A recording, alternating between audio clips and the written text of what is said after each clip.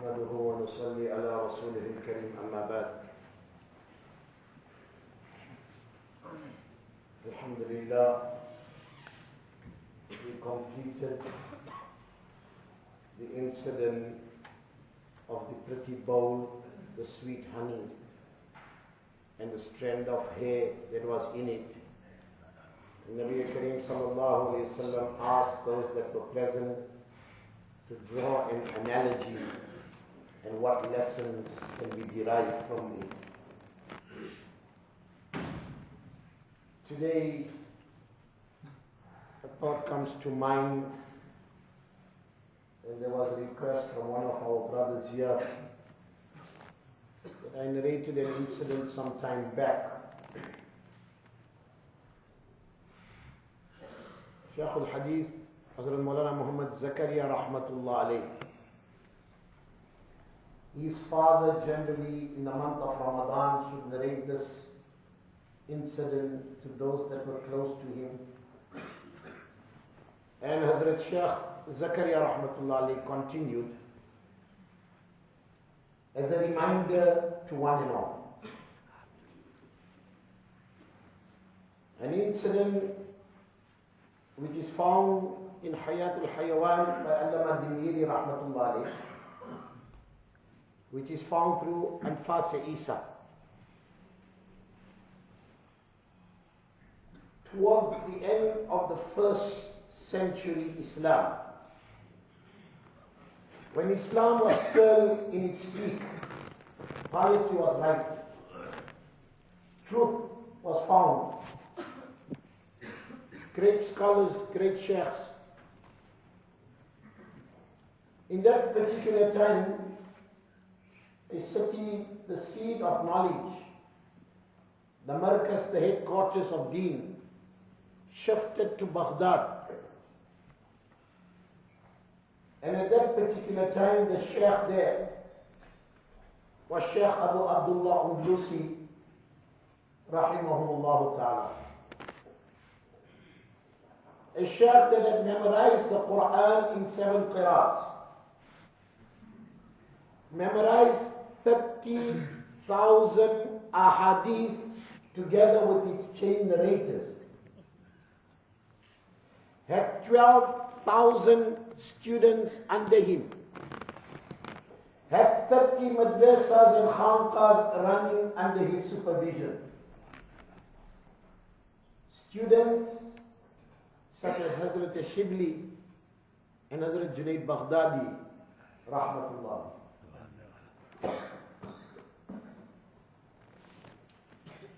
One day he decided to undertake a journey.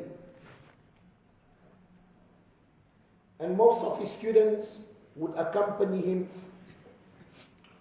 And today we got this fitna, what is moving with the sheikhs? There's a lot of benefit. What you learn in Safar, what the learned, the scholars and the pious, you'll never learn in classrooms and from textbooks. Look at the Sahaba ridwanullahi ta'ala alayhim ajma'in. All the ahkamat, where did he come? Not when he was at home. All wasn't in Masjid al-Nabawi. The Nabi Kareem sallallahu alayhi wa sallam was on his asfars, ghazawat, battles, travels, expeditions. And the Sahaba that were with would witness every action of his which they would learn. Nonetheless, it's a lengthy story, I'm going to cut it short. It so happened they were traveling. Time for Salah came. They passed through this town, deciding that they will read Salah there. But in that town, only could a person find churches, synagogues, and the Majusis, the fire worshippers, their temples. So one side people are in front of the cross, one side the Jews are worshipping, then you got the fire worshippers. So Sheikh Abu Abdullah Undlusi says, let's go to the outskirts, there'll be water, we rather read some Salah somewhere else. They came across this particular well, surrounded by young girls from that area and locality. whose duty was to draw water and present it to the travelers and wayfarers. Amongst those girls was one girl that stood out from the rest. Her exquisite beauty, she was adorned with the most beautiful jewels and precious jewels and what you call it, jewelry. And Sheikh Abu Abdullah Undlusi looks at her, and all of a sudden there's a change of color on his face. He calls for one of the other girls and he says, "Who's that girl?" And he said, "It's the daughter of our chief." Sheikh Abu Abdullah Undlusi says that why is the chief belittling his daughter to undertake this task, whereas there's so many other girls to draw water from the well and give it to wayfarers? This girl says that our chief is a very wise man. The reason why he has sent his daughter to make this khidmat and undertake this task is for two reasons. Number one, that she must be able, if she can serve one and all, the day she marries, she must be able to serve her husband. Number one. Today, parents, listen very carefully. Do not say to your daughters that if you got problems, just phone me, I will come pick you up. It's your pride. But remember, at the end, she's going to suffer. There are many instances where we're busy with social cases. Don't let your husband do anything. We give them that support, and that's where we will spoil them. And because of our pride, we demand divorce, we get our daughters back, and now they for 30, 40, they become somewhat a burden to me and you. This is how we take it. And now Moulana give Tavi, she must get married again. Your pride, you want it, let them sort it out. They're adult enough to choose one another, they must be adult enough to sort out their problems. Don't intervene. Today, generally, when we get involved, we look at it from our side, our pride, and our conditions. This is one. Learn from this.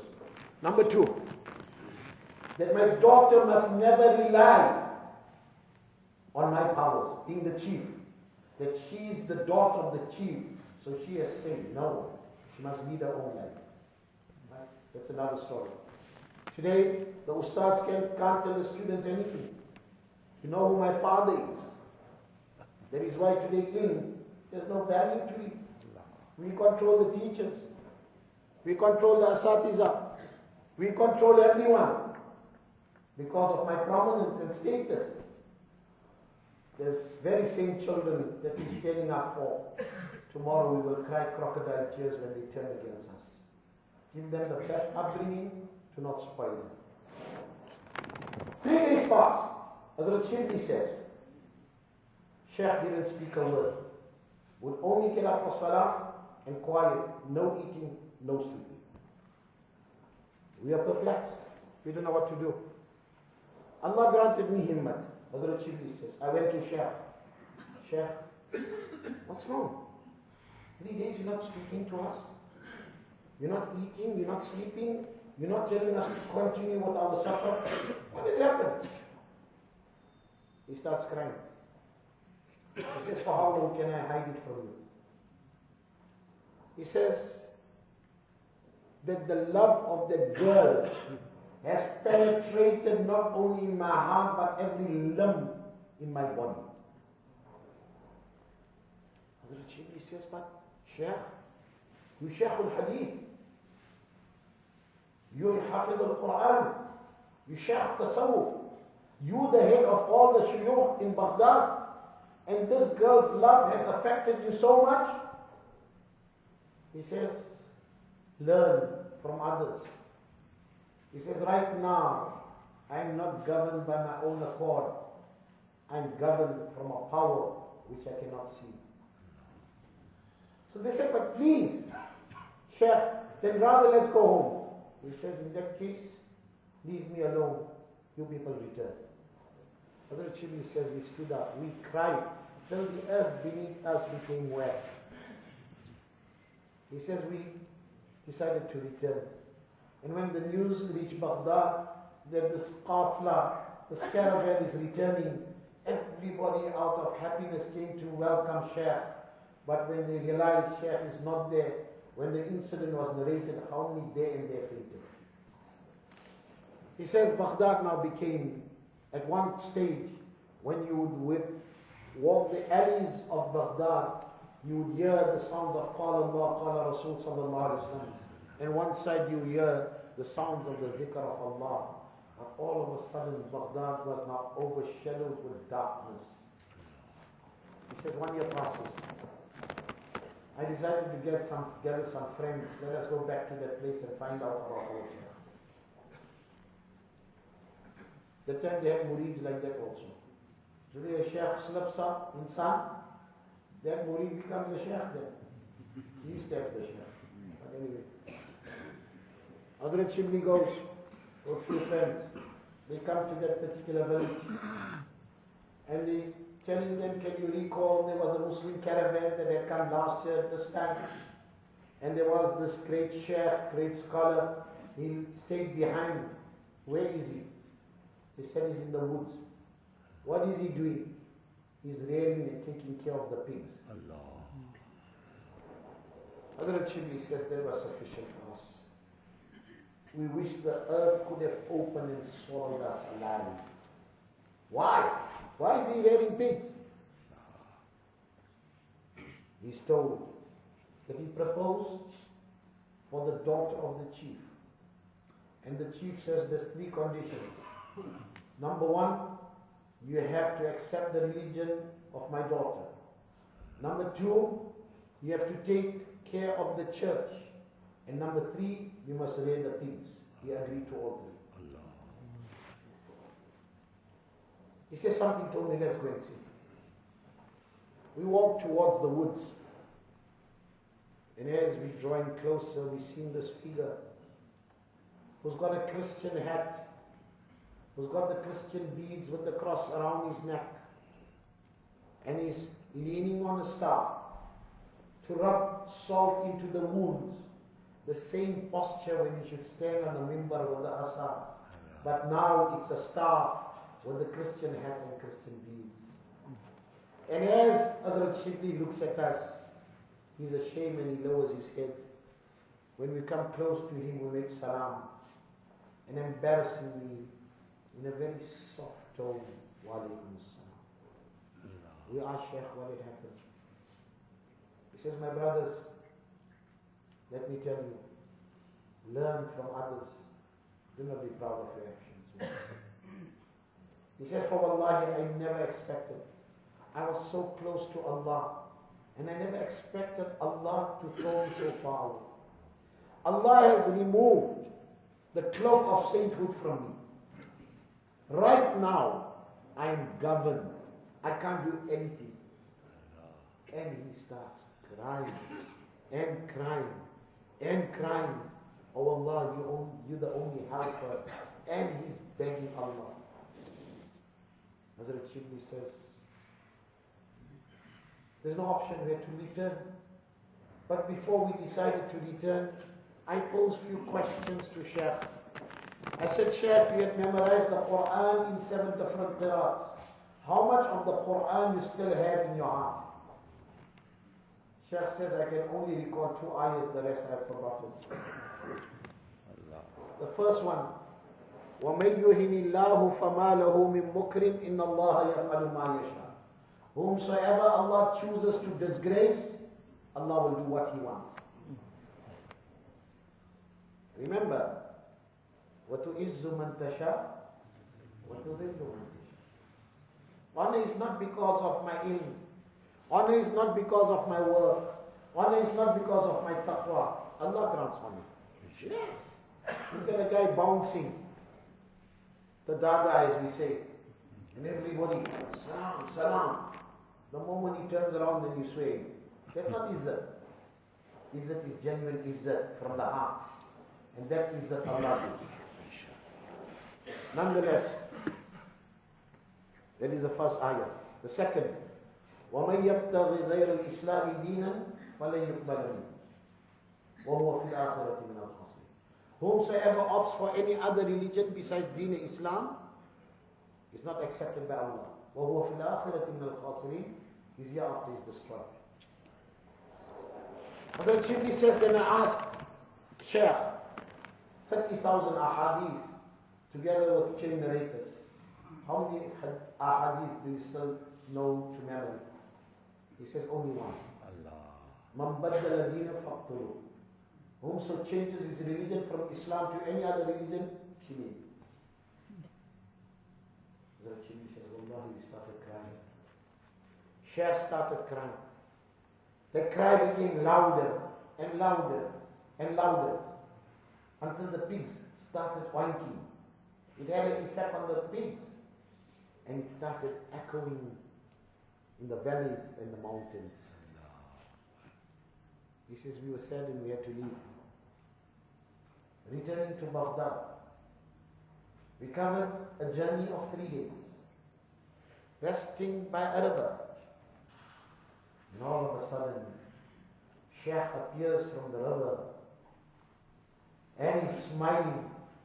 And he says, Oh Shibli, Ashhadu an la ilaha illallah wa ashhadu anna Muhammadan abduhu wa rasuluh.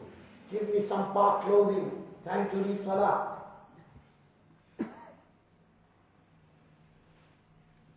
They give him the clothes, he reads his salah. They can't wait for Shaykh to complete his salah, to find out now what's happening. We told you to come, what he said, no. You know what transpired? We can't wait. When Shaykh completes his salah, he said, Shaykh, what happened? He says, when you people left, I took my face and I rubbed it in the ground. And I said, oh Allah, please, I'm the worst of worst. You can't find a more downtrodden insan. I'm worse than insan. And he said, I cried and cried. And finally, Allah heard my plea. And Allah sent me now. Hazrat Shibli says, no. But this, how come this love of this girl captured your entire self that you are prepared to give up your iman? He says, oh Shibli, can you recall that moment that when we were passing through the town where people were worshipping the cross, people were worshipping the fire and calling out to the heavenly bodies? Hazrat Shibli says, yes. He says, at that particular time, a thought came to mind. Look at these foolish people. I am on the righteous path. I believe in one Allah and the genuine iman that I have. And because of that, a voice came, and that voice spoke to me and said, oh Shibli, since when should you be proud of your iman? Allah. Who gave you that iman? What gives you the right to feel that you are superior than others and look down upon others? Allah. If you're going to be tested, you'll be tested now. And I felt something coming out from my body. It took a shape of a bird and it flew away, and that was my iman. Allah. It's a long story, I'm just stopping here. Brothers, we got no right to look down upon others, other religions. Yes, we don't believe in it. They are falsehood. But you got no right to feel that you are superior. This iman that we have is not the kamal of our forefathers. This iman we have is not because of our ilm. This iman we have is not because of our actions. This iman we have is through the fadl and karam of Allah. Allah chooses who He wants. And if Allah decides, He can remove it there and there. Nothing stops Allah.